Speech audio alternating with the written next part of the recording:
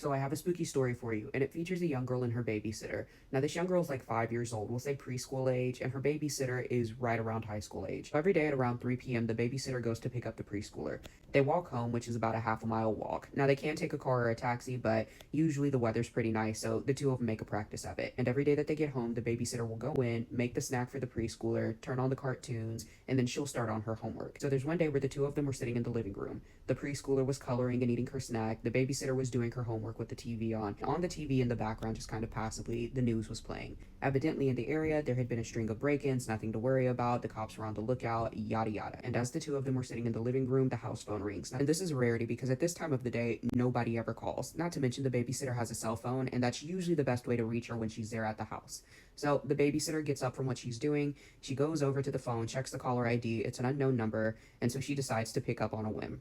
When she picks up, there's a voice on the line. It sounds like an older man. Before the babysitter can say anything, he says, "Make sure you check the doors." Now, this was automatically unsettling, and so the girl goes to the window the first thing to peek out to see if she can see anything. The second thing she does is go straight to the doors. There's about five of them downstairs, and so she goes all around to each door and she checks them. Thankfully, they're locked. She goes back over to the phone, picks up, and there's a dial tone. Nobody's on the other end. So she's creeped out a little bit, but she decides to go back into the living room. Doesn't think much about it. Later on, the preschooler's parents get there. The babysitter goes back to her house, and everything is fine after that. The next day rolls around, and again, like clockwork, the babysitter goes and grabs the preschooler. They walk home the half mile. They get into the house, and as they're sitting in the kitchen eating snacks, the phone rings again. Yet this time when the phone rings, the girl gets a shiver down her spine. There's something off about it, just automatically she can tell. But something tells her to go and pick it up. And much like she did the first time, as soon as she grabbed the phone off the receiver, again, it was on the house phone, an older man on the opposite line said, "Make sure you go and check the doors." So this time the girl is really freaking out. She ran straight to all five doors downstairs, made sure they were all locked. Thank goodness.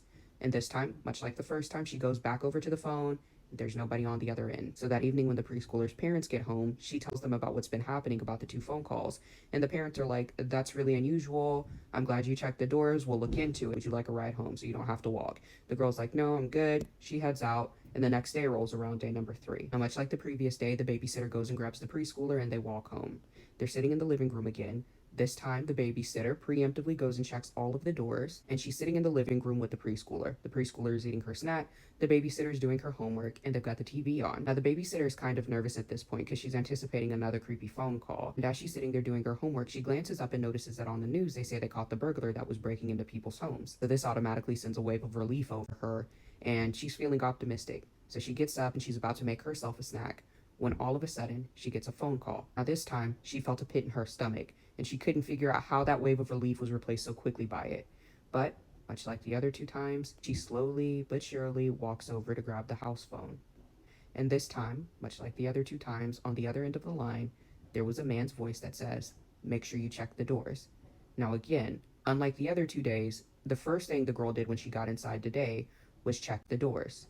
So she went to each and every single door, and that's when she realized that one of them was in fact unlocked. So as she walked over to the door, she peeked out of the small window that was on it, and there, about 5 feet in front of her, a man dressed all in black with a weapon on his side. Had she not beat him to the door, he certainly would have gotten in through that entrance. So she quickly locked the door and called the cops on her cell phone. The second call the girl made was to the preschooler's parents. She told them what happened and told them to get home immediately. After that, she called her own. Now, luckily for all parties involved, the police got there quickly. They were also able to apprehend the man as well. Evidently, the man they picked up earlier, the alleged burglar, was in fact not the right one. It was a case of mistaken identity, and the man who was sitting in jail was not the one who was actually doing the robbing. And when the parents came in that afternoon, they waited until things had calmed down and they pulled the babysitter to the side. The babysitter looked quizzically at them because she's ready to go home. It's been a very traumatic day for her, but the parents asked her who was giving her the phone calls if she ever figured it out. The babysitter stated she had no clue who the phantom caller was, but she was grateful for whoever it was because it's likely that he saved their lives. And this is when the preschooler's parents would tell her something that would make her skin crawl yet again that day. They told her that the phone lines had actually been disconnected months ago. In fact, they had called into their cable service because they had a bundle deal and asked about the phone call to see if they could track it. And that's when the cable company told them that their house phone line had been out of service for months by that point. so there was no way anybody could have been calling. Of course, it is entirely possible that somebody got the wrong number, and perhaps whoever this person was intended to warn their own loved ones about this impending danger, or just to give them a safety warning. On the flip side, I'm not entirely sure how you would receive a message on a phone line that's been disconnected for months, but I want to know your thoughts in the comments. Let me know what you guys think happened. Did this girl have a guardian angel? Perhaps it was a case of mistaken identity and maybe the caller had the wrong number. Again, I want to know your thoughts in the comments, and I will see you guys in my next video.